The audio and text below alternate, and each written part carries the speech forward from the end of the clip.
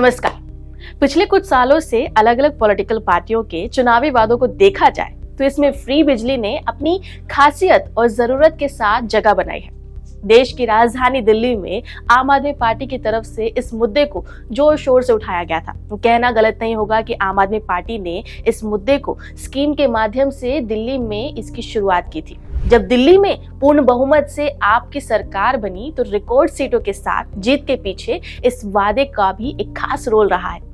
इसके बाद आपने ये फॉर्मूला दूसरे राज्यों में भी अपनाया और रिजल्ट ये रहा कि पंजाब में भी उसे सफलता मिली। हालांकि बीते कुछ सालों में सिर्फ आप ही नहीं बल्कि दूसरी पॉलिटिकल पार्टियों ने भी चुनाव के दौरान इस वादे को अपने मैनिफेस्टो में शामिल किया था। जिस दिल्ली में कांग्रेस की सरकार गई उसकी तरफ से भी इस वादे को तमाम राज्यों में लागू करने की बात कही गई थी। और इस बात में कोई दो राय नहीं है कि कांग्रेस को जिन भी कुछ राज्यों में सफलता मिली उसमें इस वादे का खास योगदान रहा है। समय समय पर कहीं 200 तो कहीं 300 यूनिट फ्री बिजली के वादे को लेकर भी सवाल उठे और इन सवालों को उठाने में बीजेपी ने अपनी खास भूमिका निभाई थी। लेकिन कुछ जगहों में उसकी तरफ से भी सस्ती बिजली देने की कोशिश हुई। हालांकि पूरी तरह से फ्री बिजली के वादे के साथ पार्टी आगे नहीं बढ़ सकी। दिल्ली में बीजेपी के कुछ नेता ये भी कहते थे कि इसका काट उनके पास अभी तक नहीं है, पर अब इस पूरे चुनावी वादे के बीच मोदी सरकार की तरफ से बड़ी घोषणा की गई है और घोषणा का असर कहीं ना कहीं बिजली वाले वादे को झटका जरूर दे सकता है। नरेंद्र मोदी कैबिनेट ने पीएम सूर्य घर मुफ्त बिजली योजना को मंजूरी दे दी है। आपको बताना चाहूंगी कि पीएम मोदी ने इस योजना का ऐलान राम मंदिर के उद्घाटन वाले दिन ही कर दिया था।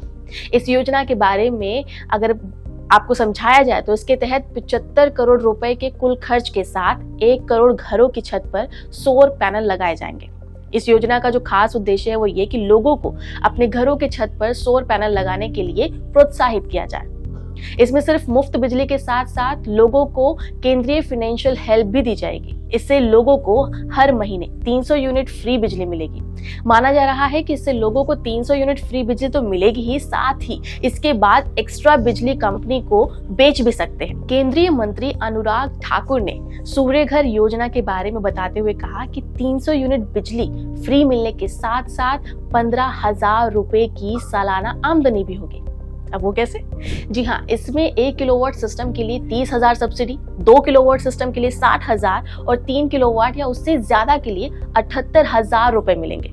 इसके अलावा सरकार ने ये सभी लोगों को बोला है कि परिवारों के लिए कोलेट्रल फ्री कम ब्याज दरों का इस्तेमाल कर सकते हैं। पीएम मोदी ने पहले लोगों के बैंक खातों में सीधी सब्सिडी मिलने से लेकर बैंक लोन तक के कई आसान तरीकों पर जोर दिया है, जिससे लोगों पर लागत का बोझ न आए। इसके लिए सभी स्टेक होल्डर्स को एक नेशनल ऑनलाइन पोर्टल में एकीकृत यानी पंजीकृत किया जाएगा, जिससे सभी लोगों के लिए सुविधा बढ़ सकती है। उज्ज्वला योजना, पीएम किसान योजना की तरह बीजेपी इसे भी मोदी की गारंटी के तौर पर पेश करने वाली है। इस योजना का मकसद गरीबों और मिडिल क्लास लोगों को महंगी बिजली से राहत दिलाने का है। हाँ, उम्मीद यही जताई जा रही है कि बिजली बिल पर अपनी इनकम का बड़ा हिस्सा खर्च करने वाले लोगों को इससे बड़ी राहत मिलेगी।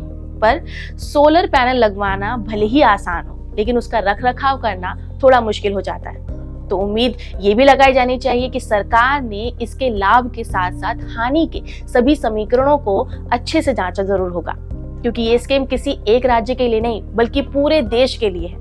इस योजना के जरिए बिजली पर होने वाली राजनीति को भी सरकार ने कम करने की कोशिश की है। इस बात में कोई शक नहीं है कि जिस तरीके से इस योजना के लिए रोड मैप पेश किया गया है उसे मोदी का लोकसभा चुनाव से पहले मास्टर स्ट्रोक माना जा रहा है। बाकी आपकी इस पे क्या राय है, हमें कमेंट करके जरूर बताएं। नमस्कार।